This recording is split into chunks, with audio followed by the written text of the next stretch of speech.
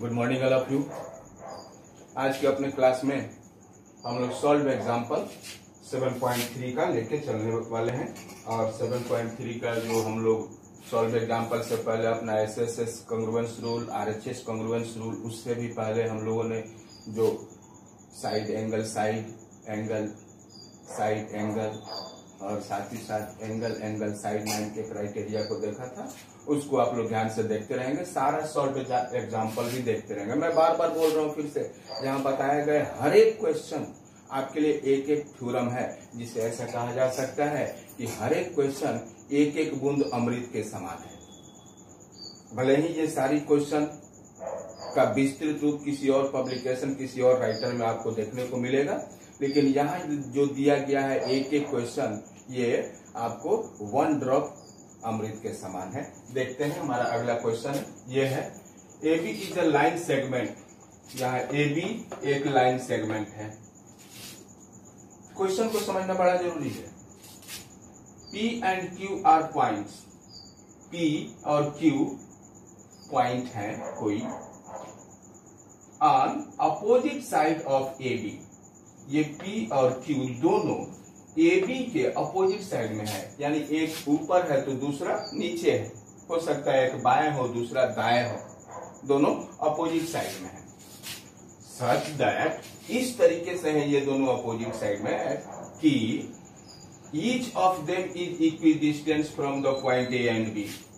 ये दोनों इस तरीके से ये अपोजिट साइड में है कि ये दोनों P और Q प्रत्येक A और B से इक्वी डिस्टेंस यानी इक्वल डिस्टेंस का है। इट मीन्स P से A की दूरी उतनी ही है जितनी की P से B की दूरी हुई। ठीक उसी तरीके से Q से A की दूरी उतनी ही है जितनी की Q से B की दूरी हुई। Clear? It means here AP equal BP and here AQ equal BQ। Clear है? एकदम ध्यान से हर एक पॉइंट को देखिएगा। आगे कहा जा रहा है, so that the line PQ is perpendicular bisector of AB। जब इतना आपसे बता दिया गया तो उसके बाद कहा जा रहा है कि अब आप दिखाइए कि यह जो अपना PQ लाइन सेगमेंट है यह AB पर परपेंडिकुलर बाइसेक्टर है। कौन? PQ, ना कि AB PQ पर परपेंडिकुलर बाइसेक्टर है। क्लियर है? यह PQ AB का परपेंडिकुलर भी है और बाइसेक्टर है। AB पर परपेंडिकुलर है यानी कि AB पर यहाँ 90 डिग्री का एंगल बना रहा है, और बाइसेक्टर है यानी कि इस AB को दो भागों में बांट रहा है। बहुत बार गलती हम ये करते हैं कि ये समझ लेते हैं परपेंडिकुलर बाइसेक्टर है यानी यह AB PQ को दो बराबर भागों में बांट रहा है। यह समझना जरूरी है, समझिएगा ध्यान से। और इस काम को करने के लिए, जैसे कभी मैंने आपसे कहा, यदि यह हमें यह बताना है कि PQ इस AB का परपेंडिकुलर बाइसेक्टर है, तो क्लियरली हमें यहाँ पर एंगल ACP को और एंगल BCP को राइट एंगल साबित करना होगा। और यह काम साबित करने के लिए हम लोगों को इन दोनों ट्रायंगल को कॉन्ग्रुएंट कर लेना चाहिए, लेकिन यहाँ कॉन्ग्रुएंट करने में हमें थोड़ा सा मुश्किल होगा। इस ट्रायंगल को नहीं लेकर हम लोग यह एक PQ के द्वारा जो दोनों ट्रायंगल को दो भागों में बांट दिया जा रहा है, यानी ट्रायंगल APQ और दूसरा एक ट्रायंगल BPQ, इस बड़े वाले ट्रायंगल को ले लेते हैं। आ जाते हैं जल्दी से सॉल्यूशन में। लिखते हैं डायरेक्टली। वैसे आप लोग लिख लेंगे, पहले क्या क्या चीजें गिवन है वो लिख लेंगे। मैं यहाँ डायरेक्टली लिख लेता हूँ, प्रूव कर देता हूँ, शो कर देता हूँ। In triangle APQ and triangle BPQ, आप इन ट्रायंगल में देखिए APQ में AP और BPQ का BP, क्या ये दोनों इक्वल है? इक्वल है। कैसे?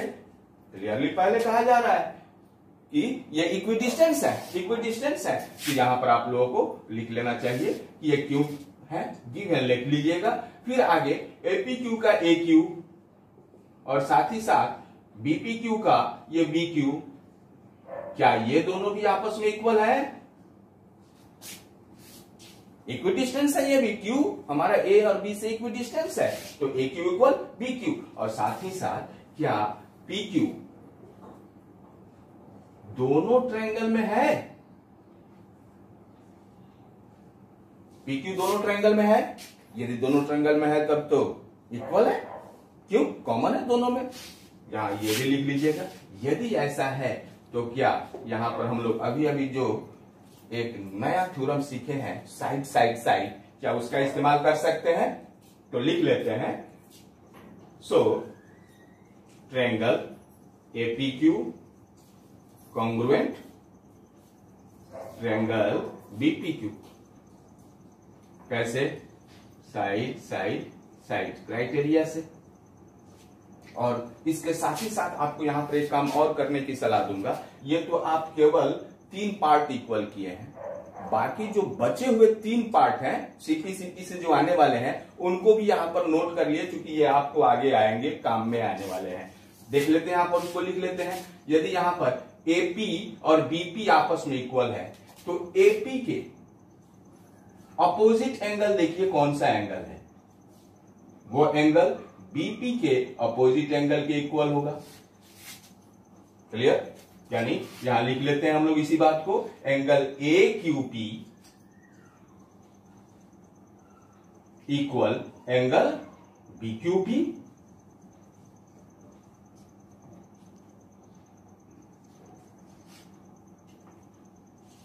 उसके बाद यह ए क्यू का opposite angle angle A P Q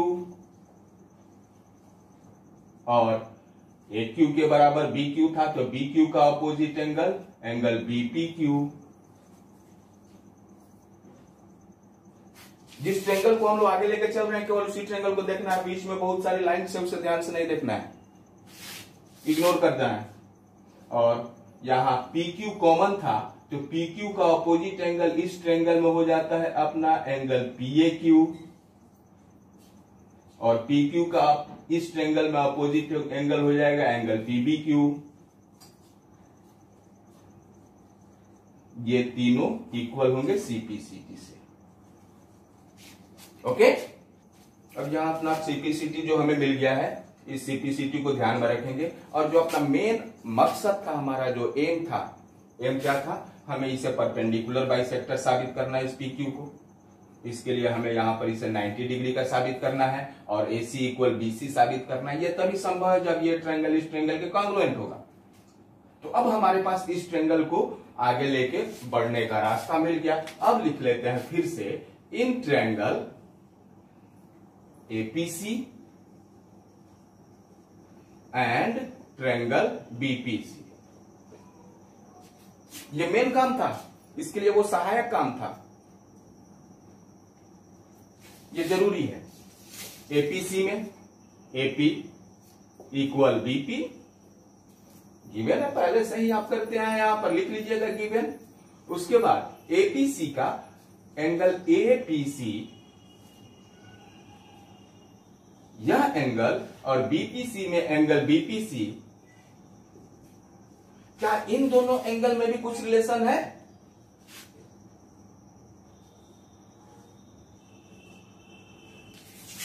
जहां एपीक्यू और बीपीक्यू इक्वल थे तो हम एपीक्यू को एंगल एपीसी भी तो बोल सकते हैं। यहां लिख लेंगे हम लोग एबव प्रूव्ड, ये हम लोग पहले ही साबित कर चुके हैं। ओके, और तब उसके बाद में यहां क्या ये पीसी कॉमन है दोनों में?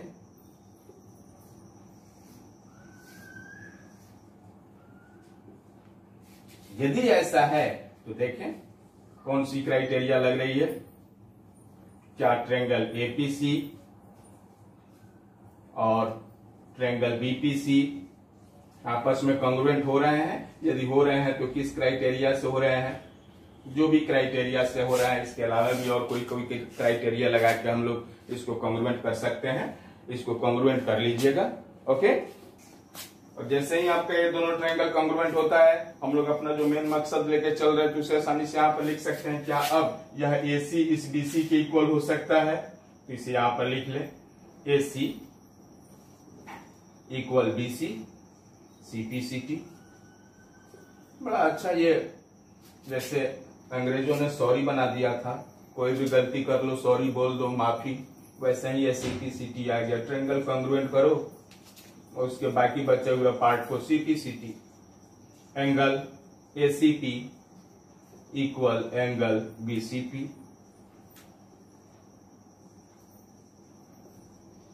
ये दोनों हमारे CPCT से इक्वल हो गए। तो अब AC इक्वल BC जब आ गया तो इस AB को दो भागों में बांटा जा रहा है, तभी तो ये AC और BC आ रहे हैं और दोनों इक्वल है। इट मीन्स कि यह जो भी कोई इसे बांट रहा है वो बाइसेक्टर है। ये काम तो क्लियर हो गया। और साथ ही साथ ये दोनों एंगल जो इक्वल हो गए, तो हम लोग यहाँ पर यह देख रहे हैं कि यदि हम लीनियर पेयर ऑफ एंगल्स देखें तो हमें यह दिख रहा है कि ये PC नाम का कोई एक लाइन सेगमेंट है जो AB के ऊपर आकर खड़ी है। तो क्लियरली यहां पर angle ACP plus angle BCP equal 180 degree हो जाएगा। लीनियर पेयर ऑफ एंगल्स बन रहे हैं एक ही लाइन पर एक किसी रे या लाइन सेगमेंट के द्वारा एक ही पॉइंट पर एक ही साइड में दो एंगल बन रहा है। इन दोनों एंगल का सम कितना होगा? 180 डिग्री। और अभी हम लोगों ने बोला है कि ये दोनों एंगल इक्वल हैं। इट मीन्स क्या इसे हम angle ACP plus angle ACP लिख सकते हैं? Twice angle ACP equal 180 degree. 2 का साइड चेंज कर दे या बोथ साइड में 2 से डिवाइड कर दे तो ये हो जाएगा एंगल ACP इक्वल 90 डिग्री। और एंगल ACP के बराबर एंगल BCP है, यानी BCP एंगल भी कितना हो जाएगा? 90 डिग्री का हो जाएगा। ये 90 डिग्री का हो गया। इट मीन्स कि यहाँ ACP जो 90 डिग्री का बन रहा है, तो क्या CP इस AB पर या AC पर ऐसे परपेंडिकुलर है? यह है आपका क्वेश्चन। Thank you. मिलते हैं कल नेक्स्ट वीडियो।